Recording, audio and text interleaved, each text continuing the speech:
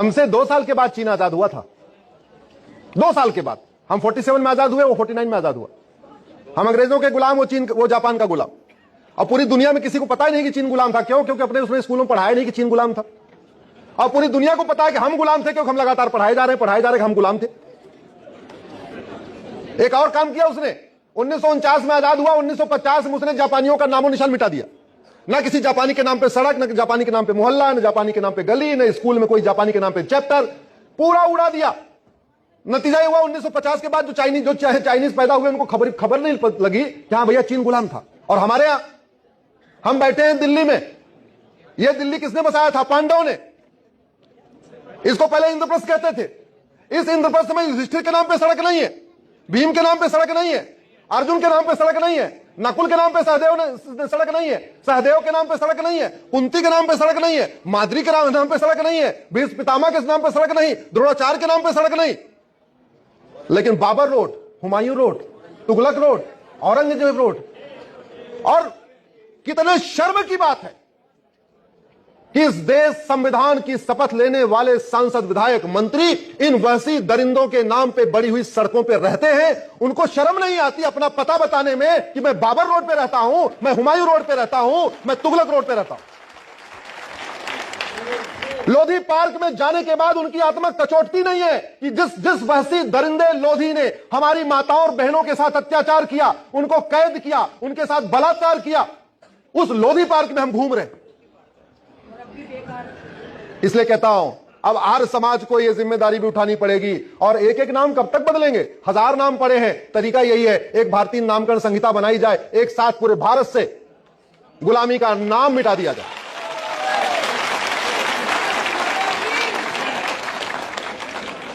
वैसे दरिंदे आए, उन्होंने तोड़ा, लूटा, हमारे पूर्वजों को मारा, गुरु तेग बहादुर जी की हत्या किया, गुरु गोविंद सिंह जी को उन्होंने क्या किया सबको पता है, स्वामी श्रद्धानंद जी के साथ क्या किया सबको पता है।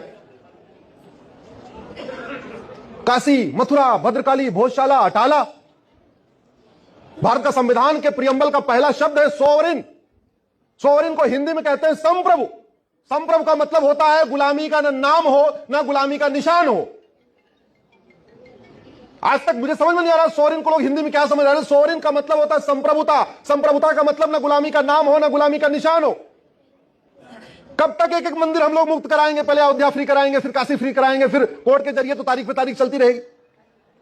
अब इसका समाधान यह है, भारत के संविधान का आर्टिकल 49 कहता है एक भारतीय धरोहर संहिता बनाओ। एक भारतीय धरोहर संहिता बना के जितने ऐसे स्थान हैं, मैं ये नहीं कह रहा हूं एक झटके में वापस ले लो, मैं कह रहा हूं पहले सर्वे करवा लो।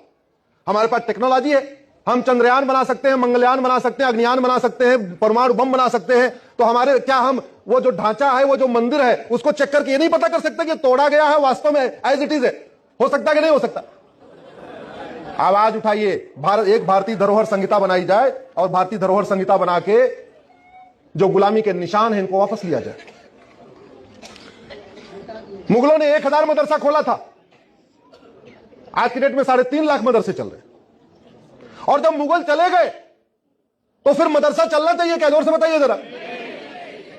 जब अंग्रेज चले गए तो ये कॉन्वेंट चलना चाहिए क्या? जब अंग्रेज चले गए तो ये मॉन्टेसरी मिशनरी चलना चाहिए क्या? अगर एक रेलवे बोर्ड से विनय जी पूरे देश की रेलवे चल सकती है, तो एक एजुकेशन बोर्ड से पूरे देश के स्कूल नहीं चल सकते क्या?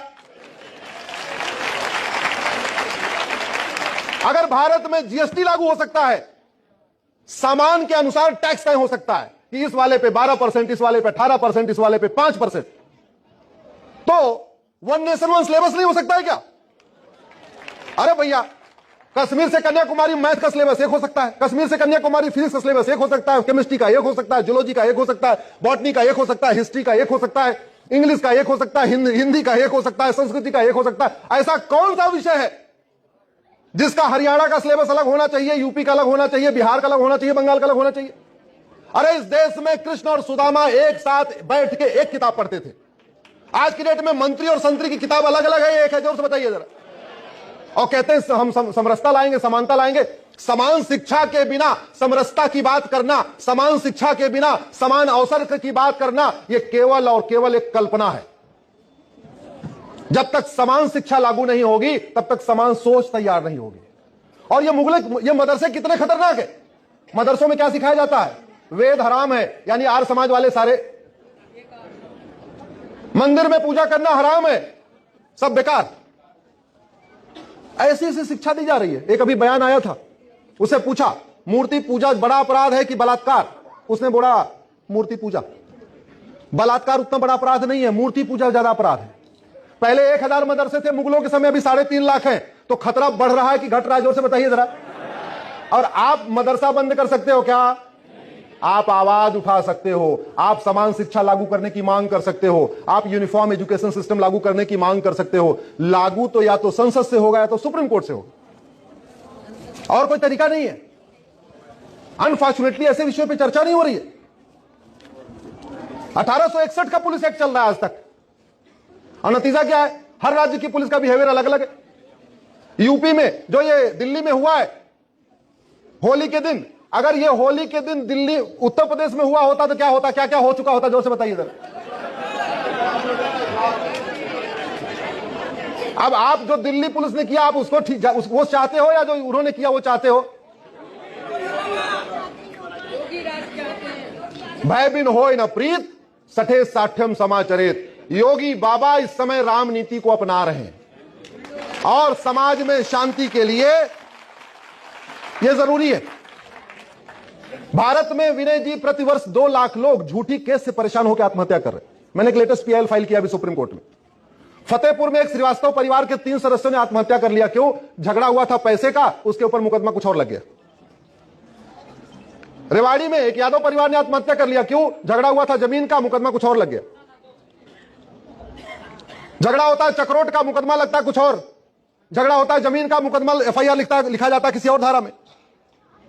झगड़ा होता है पति पत्नी में, और नंद नंदोई, सास ससुर, जेठ जेठानी और देवर देवरानी सबको उठा के ठोक दे रहे। भारत, पूरी दुनिया में राम राज्य की बात होती है। क्यों? क्योंकि भारत में झूठ बोलना, झूठी शिकायत करना, झूठी जांच करना, झूठी गवाही देना ये सीरियस क्राइम नहीं है। इसलिए मैंने एक पीआईएल फाइल किया है कि झूठ बोलने वालों को, झूठी शिकायत करने वालों को, झूठी जांच करने वालों को, झूठी गवाही देने वालों को कम से कम 10 साल की सजा मिलना चाहिए। यह आवश्यक है। भारत की कोई भी समस्या लाइलाज नहीं है। मैं फिर से कह रहा हूं, भारत की कोई भी समस्या लाइलाज नहीं है। भारत की कोई भी समस्या विश्वव्यापी नहीं है। लेकिन समस्या की चर्चा करने से कोई समस्या ठीक नहीं होगी। समस्या ठीक होगी उसका मूल कारण समझ के अस्थायी समाधान करने से। एक बात और याद रखिए, बीमारी को डॉक्टर ठीक नहीं करता, बीमारी को दवाई ठीक करती है। डॉक्टर अच्छा हो लेकिन दवा गड़बड़ हो, बीमारी ठीक नहीं होगी। आपका ड्राइवर अच्छा हो, आपकी गाड़ी गड़बड़ हो, आपकी यात्रा सुरक्षित नहीं होगी।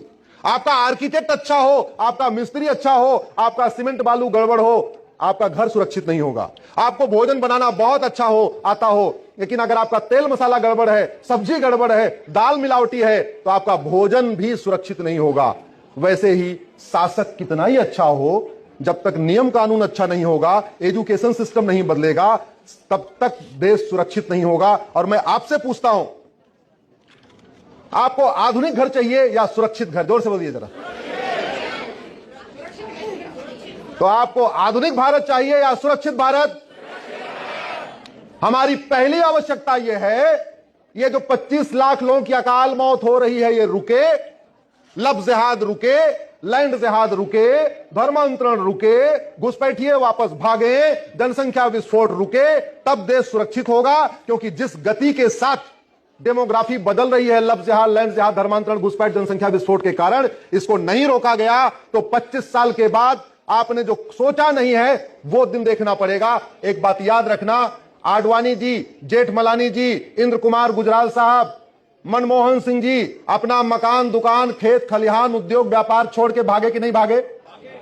यश चोपड़ा, प्रेम चोपड़ा, सुनील दत्त, गुलजार, ये जितने हीरो हीरोइन हैं, ये सब अपना मकान, दुकान, खेत खलिहान छोड़ के भागे कि नहीं भागे?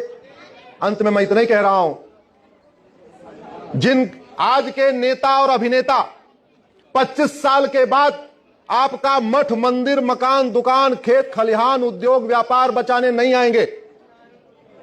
न 1947 में कोई आया, न 2047 में कोई आएगा। लेकिन जिन कानूनों की बात मैं कर रहा हूं, अगर ये कानून तत्काल बन गए तो आपकी 25 पीढ़ियां सुरक्षित रहेंगी, इसकी गारंटी मैं लेता हूं। इसी के साथ मैं अपनी बात खत्म करता हूं। आप लोगों ने इतना धैर्य से सुना, उसके लिए आभार व्यक्त करता हूं। आप लोगों ने मुझे बुलाया, विशेष रूप से विनय जी ने बुलाया, उसके लिए आभार व्यक्त करता हूं। आर्य समाज के लोग पूरी दुनिया में छाए हुए हैं, पूरी दुनिया में हैं, हर क्षेत्र में हैं। आप जो कर सकते हैं, लेकिन अब यज्ञ करिए। कौन सा यज्ञ? धन यज्ञ करिए, ज्ञान यज्ञ करिए, समय यज्ञ करिए। जो जो यज्ञ कर सकते हैं करिए, नहीं तो 25 साल के बाद स्थितियां ठीक नहीं रहेंगी। बहुत बहुत धन्यवाद, बहुत बहुत आभार।